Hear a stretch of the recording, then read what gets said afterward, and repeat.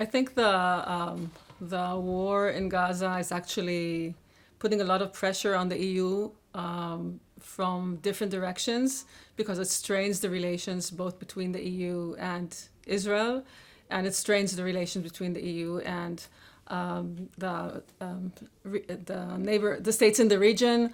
And as we've seen already in the conference before, the expectations are quite different. Whereas in Israel, the expectation is to get more solidarity in terms of acknowledging what happened on October 7th and understanding the complexity of the situation.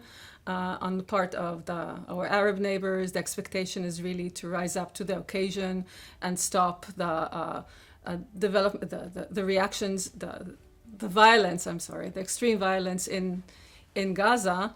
And the EU actually finds itself in a very tough spot because it's also facing domestic pressure from within. We see this in the big demonstrations and all other issues that are coming up, like anti-Semitism, which is not directly related to the war in Gaza, but the war seemed to have brought up various very problematic issues for the EU. So it's going to be a tough call. On the other hand, the EU, I think, has an option now to play a bigger role than before, and I think that's linked to issues of regional cooperation, finding ways to strengthen the structures it already has, to give bigger incentives, at least to other regional states, to play a more constructive role in helping resolve the conflict, and getting the Israeli government as well to do more.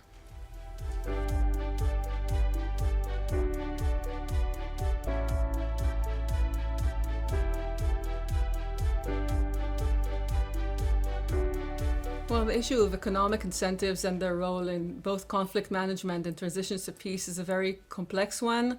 We actually thought that economic incentives to Hamas over the years were playing a role in mitigating Hamas and making it less likely to do what happened on October 7th.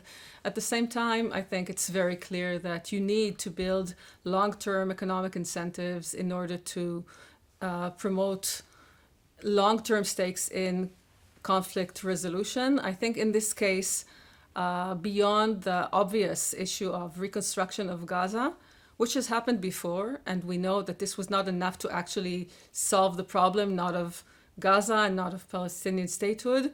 Beyond this, we need to think of ways for the EU to build, again, greater incentives to other states to engage in a long-term process of building real economic stakes in cooperation. That means, for example, doing more to give incentives to Egypt, for example, to play a difficult but very, very important role in resolving the crisis in Gaza. It is very important for Egypt. It is very difficult for the Egyptian government to cooperate with Israel on this. And the EU can play a very constructive role, for example, in that case, in giving appropriate incentives for Egypt to do this. If the EU continues the strategies it used before, but actually linking them more directly in a constructive way to building a common incentive to cooperate, for example, on trade with Gaza or the Palestinian Authority through Israel. It's more complicated than the 2-minute answer. But to build these long-term incentives, I also think, that's the last point, that beyond, we tend to talk a lot about trade, and I did the same thing. But I think the most important thing is to actually invest in economic development in the various states in the region, in the Palestinian Authority, before we jump in to talk about trade cooperation, which is like the shiny thing.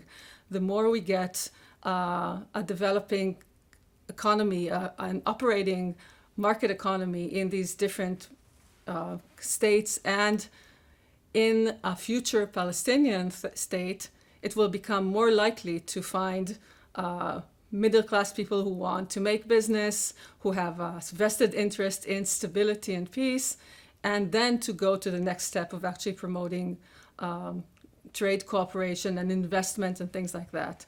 So to conclude, I would say the first thing is to, beyond just reconstruction, which is very specific, to try to build these regional schemes to develop the economic infrastructure in the Arab world and in the Palestinian Authority in order to move them then to the next stage, hopefully, of actually building cooperation also with Israel. And Israel is important, but not everything has to do with Israel, and cooperation can also be without Israel. And I think that will be constructive for Israel and for the future of peace in the region as well.